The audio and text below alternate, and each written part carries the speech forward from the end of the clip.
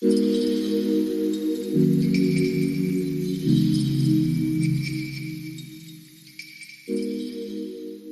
everybody, it's the Lit Nurse A Love, and today I'm coming back with another video. This time I'll be talking about what I wish I knew before completing an accelerated nursing program. I have all the tea, so stay tuned.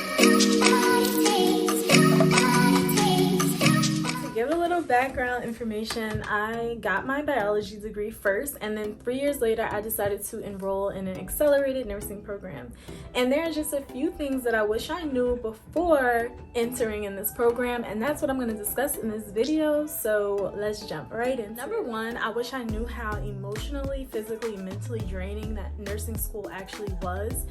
I think it's just the amount of workload and the time constraint that makes it really draining. Like, I didn't know that nursing school will pull out so many different emotions, and that's why I say, like, you need to tie up all the loose ends in your life before doing something like this, because if you have a problem with this one, or you have a problem with that one, or you have a toxic parent, or you have a toxic family member, and they're still in your life, and you haven't fixed it. I'm saying, if you can fix it, but if you can't, you need to kind of put those type of things aside so that you can focus and you can do your best, because the workload is draining in itself, and no one is going to understand. So you need to make your life as simple as possible before joining this, because it's gonna get to you sooner or later. Like, everybody is human, and everybody that I went to school with cried one time or another in nursing school. I don't think anybody just went through it and like, oh, this is like a breeze. Not true. That brings me to number two, the importance of maintaining a high level of self-care. And that's really what pushed me through nursing school. Like, I made sure that I went to bed on time. I had classmates that were like, I can't sleep before a test. Like, I stay up all night studying, and I just can't physically sleep. You need to sleep. I slept before a test. I slept after the test. I made sure I ate well. I made sure I worked out. I made sure that I did some yoga. You need to take care of yourself. I really feel like if I didn't have a good grip on my self-care, I wouldn't have been able to complete the program, and that's just honest. So self-care is definitely important. Number three would be how to study. Like, I wish I knew how to study, and this is my recommendation for you. Like I said, everyone's different, but how I would study is that I would study similar to my video on how to pass the NCLEX. That's how you need to be studying for your lecture exams. No lie. You need to be reading the material. Read it as many times as you can. Read it on your leisure time, because you need to train your brain to memorize this material. But I would not take notes when you read. I would just read. Then you do as many questions as you can on the particular topic. And you can find questions everywhere. Just type up NCLEX questions on maternity, NCLEX questions on pediatrics, NCLEX questions on foundations. Anything that you're doing, just look up questions. There are books, with nothing but questions in it. That's what you need. Then you're going to take notes on those rationales, and that's where the gold is, because that teaches you how to think about the situation. I'm not telling you to buy a test bank and memorize the rationales. That's not what I'm saying. I'm saying the rationales, you need to read the rationales and understand why that's the rationale, because that helps you understand the material.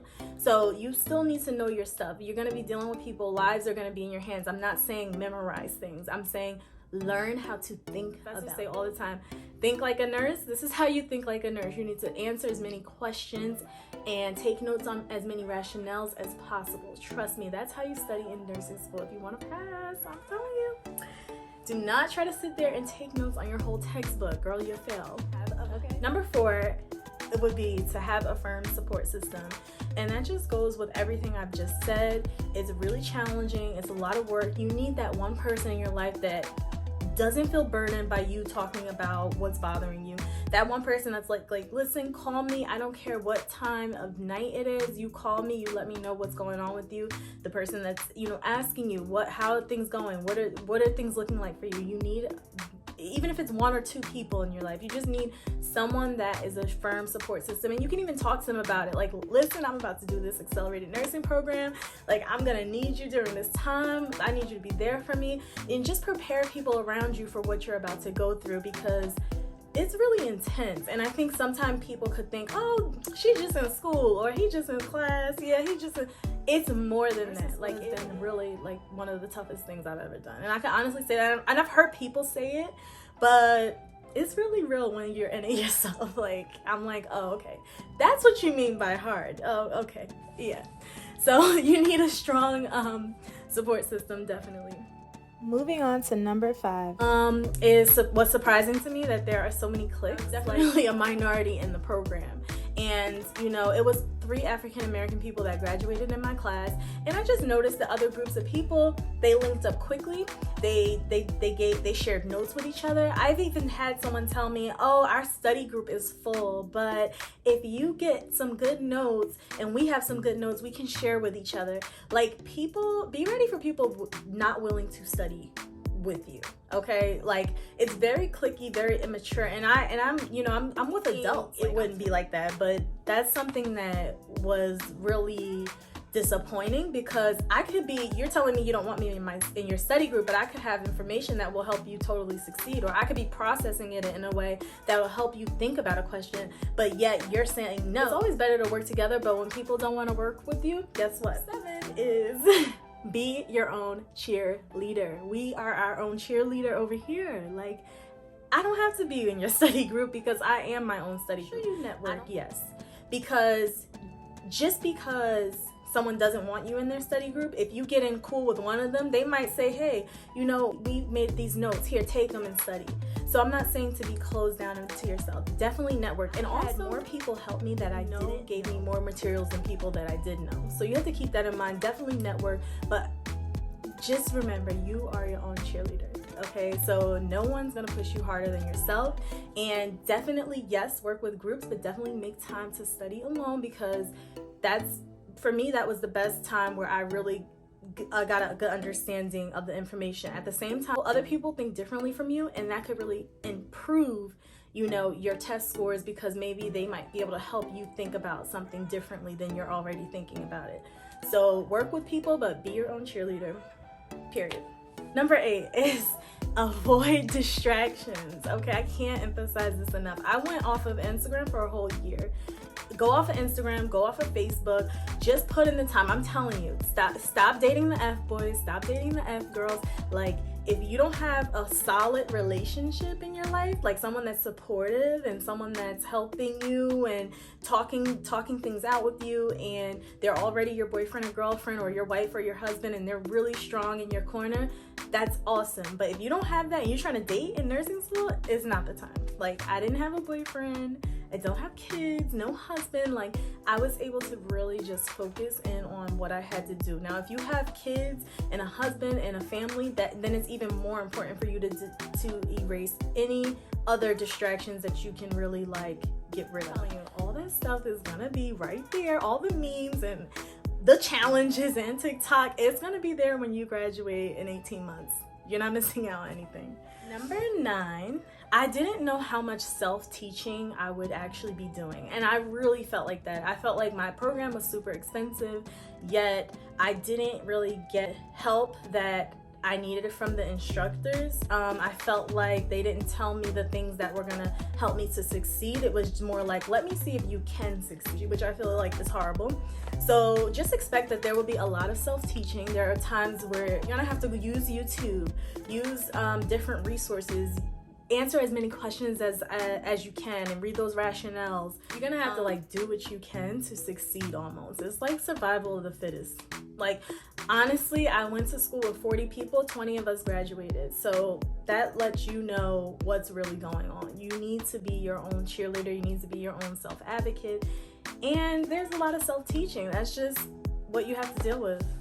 It's crazy. Like, number 10 is save money.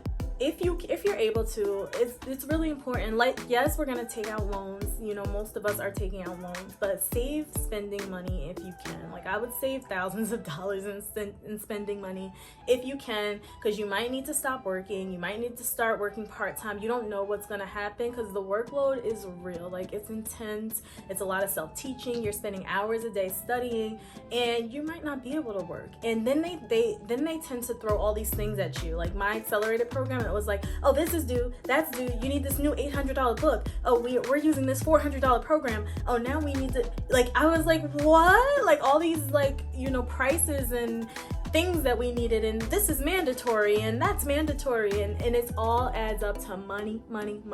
They want some money. So instruments, you need a stethoscope, you need a blood pressure cuff, you need the tools to get through school. So save money if you can. Would I recommend an accelerated nursing program? And this is my channel, right? So I could be real. I wouldn't. I would not recommend an accelerated nursing program just off of the strength of it's insanely challenging. It really is. And this is coming from a person who I only have to worry about me, and it was still hard.